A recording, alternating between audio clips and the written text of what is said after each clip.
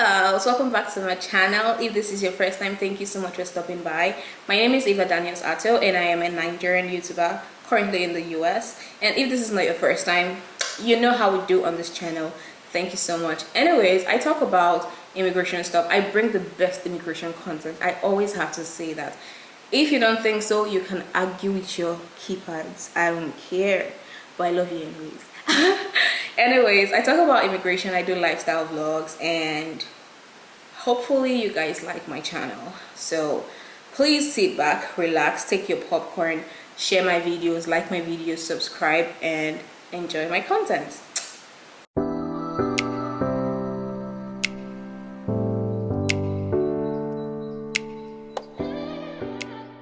So in today's video, I'll be talking about what you need to know before you come to the US as an international student. International student, guys, it's different from your home country. Coming to US, there are a few things that you guys need to know in order to have a balanced system or not go crazy. The first thing is you guys need to understand the academic system. The system in Nigeria or Ghana or wherever you're watching from is not the same thing with US system. US academic system. It's different. Your method of teaching is different, and some might argue that for a graduate student it's easier to pass in the US, but for, I don't know about bachelors anyways, but for graduate students, it's easier to understand the class. I wouldn't say understand anyways, but it's easier to go through. I don't know anyone that probably has gotten a C in a graduate course. Hardly you would find that, because the system really enables you to understand what you're doing and go through the class process, because you have every week test, every week exam or something, midterm test, midterm exam. They get you involved in a lot of things, if you guys get what I mean. But yeah, you guys need to understand that the academic system in your home country is different from the one we have in the US. So in other words, you need to familiarize yourself with this system so that you don't get confused when you get here and do things that will make your professor say, or what's this girl talking about, or something. Just familiarize yourself with that aspect. The second thing is the culture. Guys, you guys need to understand the US culture. It's not the same thing. Hey God, it's so different. There's some things that you will see happen in the US that you'd be like, really? Huh? Where? With who? If you get what I mean. But you guys really need to familiarize yourself with that, because the culture is totally different, especially with friends. So I understand when people feel okay, they only want to make friends with their particular people, maybe if you're Nigerian, you only want to make Nigerian friends, because you find that the culture for the Americans is a little bit different and you're not used to it. But in order to mingle and all that, you just need to familiarize yourself with the culture, get used to the culture. You can do that by watching movies, understanding movies, reading more, watching lifestyle vlogs from Americans or people here, and see okay, how these people live, how they understand things, how they talk and everything, so you don't get confused and mesmerized, if you get what I mean. The third thing is you should plan for your finances. Guys, a lot of people from back home think that, okay, in US or in the abroad, we see money in our backyard or something. Plan your finances before you get here. If not, you will enter gutter. That's the thing, because it's different from where you're coming from, because here we usually pay all our bills monthly, all our bills: house rent, phone bill, light bill, electric bill, sorry, both are the same, water bill. If wherever you're going to pay for water, you basically have to pay for things every month. So every month you're always on your toes, okay, I have to make sure that I foot this bill, or I have to make sure that this thing is working or something. You always have to be on your toes. Plan for your finances, because it will shock you.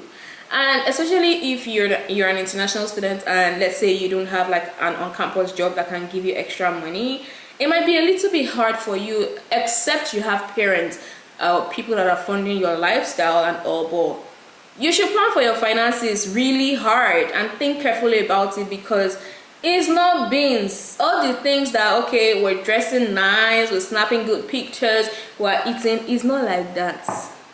It is not like that. I'm telling you guys, plan for your money, because hey, it is a serious something. But anyways, make sure you guys do that, and make sure, like, you know, another thing to make money is, like, try as much as possible, like, when you come, gone for an on-campus job. Like, that should be your number one goal. If you don't have a scholarship, or if you don't have anybody funding your lifestyle, make sure you look for an on-campus job to get money, because the streets ain't playing, and that's on period. The next thing I'll talk about is health insurance. So it's a yeah and a nay for some people. It depends. If you're someone that usually, okay, let's say you get cold on time, or you get flu all the time, or you have asthma or some sort of like health condition, you really need to get your like health insurance, because this is very important. And you should also understand like how their health insurance works here, because here the fact that you have health insurance doesn't mean that you're entirely covered for your medical bills. No, unlike Nigeria, that if you have a health insurance, you don't have to like pay for most things. Here it's different. It just takes like a chunk of that money that you're going to pay, and then you're still left with some things to pay. It's not much, obviously, but you're still left with some things. So you also have to plan for health insurance and make sure your health is intact. The fifth thing here is, when you're applying for your visa, before you come, like, understand the visa process. Even when you get your visa, like, read through your I-20. Your I-20 has some things that you can't do as an international student. For example, working off campus.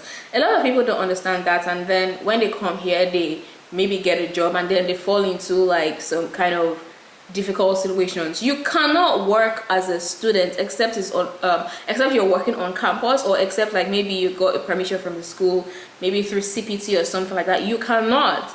So you really have to understand the visa process, understand what you're getting yourself into, understand US laws and regulations, rules and regulations. They follow the law here. That's something good and maybe bad, I don't know, but they follow the law here, so you have to be sure of what you're getting yourself into. Next is the weather. Most places in US get cold during the winter. So we have 4 seasons. In most parts of the US, we have 4 seasons. You have the winter, you have the spring, you have the summer, and you have the fall. So winter starts maybe from December or November. Well, it starts December up until like early March. And then spring starts from March up until like early May or June. I'm not sure. I'll basically put like when it starts on my screen so you guys can see. Summer starts from late May up until August usually. And then fall starts from end of August or beginning of September to November. Those are the 4 seasons we have. So now these 4 seasons are not in all states. So for example, a state like Texas, usually they have an all year round warmer climate.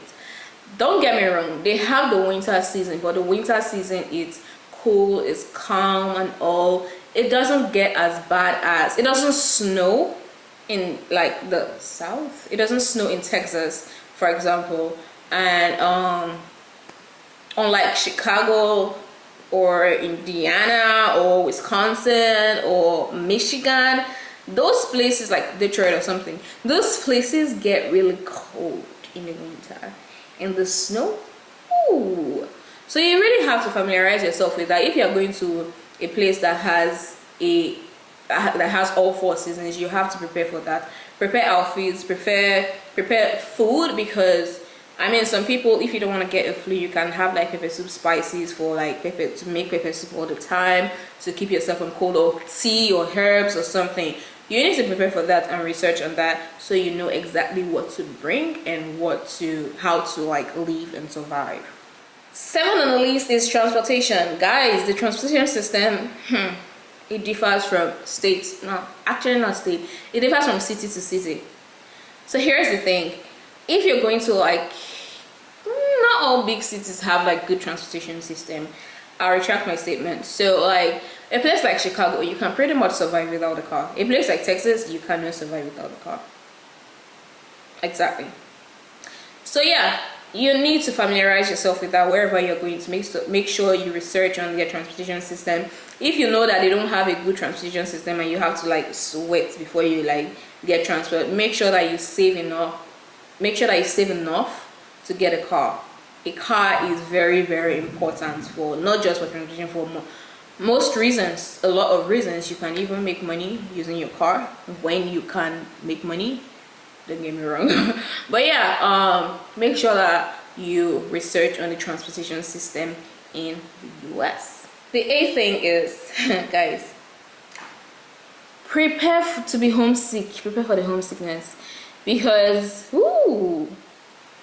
it gets so it's here and there. Reason because it depends on the people you meet. So if you have like family here and like maybe like all the people like you relate with are here, then it's a different thing. You might not get homesick. I mean, I feel like everyone still gets homesick because there are some things that you would wish for that are in Nigeria or like in your home country that you won't find here, like small chops.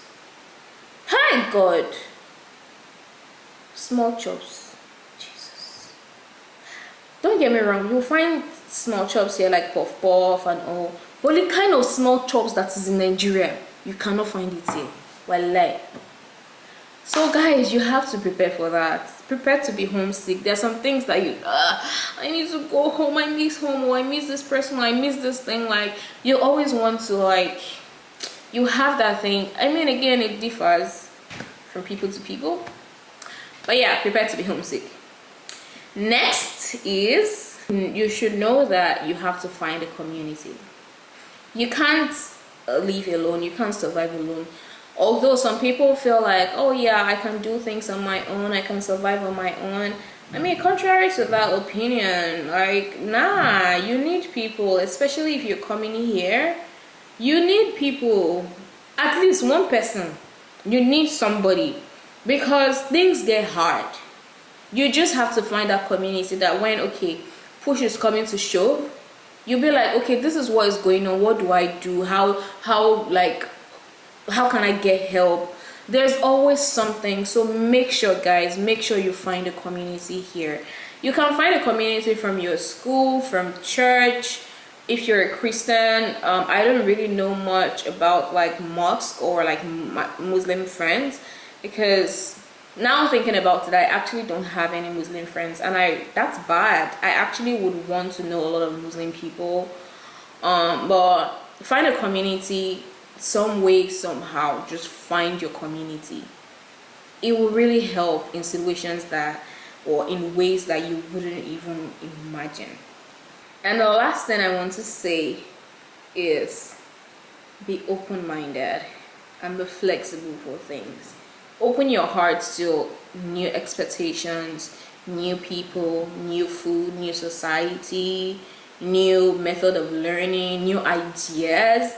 Because one thing I've noticed about like most people that just come from Nigeria, for example, when they get here, they still have like that Nigerian mindset, and sometimes it takes a minute for them to like adjust that, oh, things are not done this way. And then when they see someone acting like the way, like, I don't know, they adapted to, it's like, what's doing this one or something like that. So you just have to really like keep your mindset open and keep your heart open, because the way things are done in Nigeria is not here. You should be able to accept things.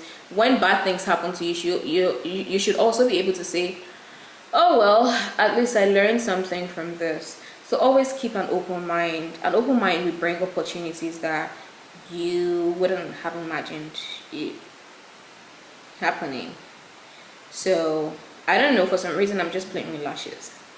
But anyways, that will be all for this video. I hope you guys liked my video and you guys learned something. Please don't forget to like my videos, share my videos, comment on my videos, and finally, guys, subscribe. Please subscribe. I'm on the road to 10,000 subscribers. Please don't forget to subscribe to my videos, like it, share, comment. and come back for more content. I love you guys so much. Thank you for your support, and until next time.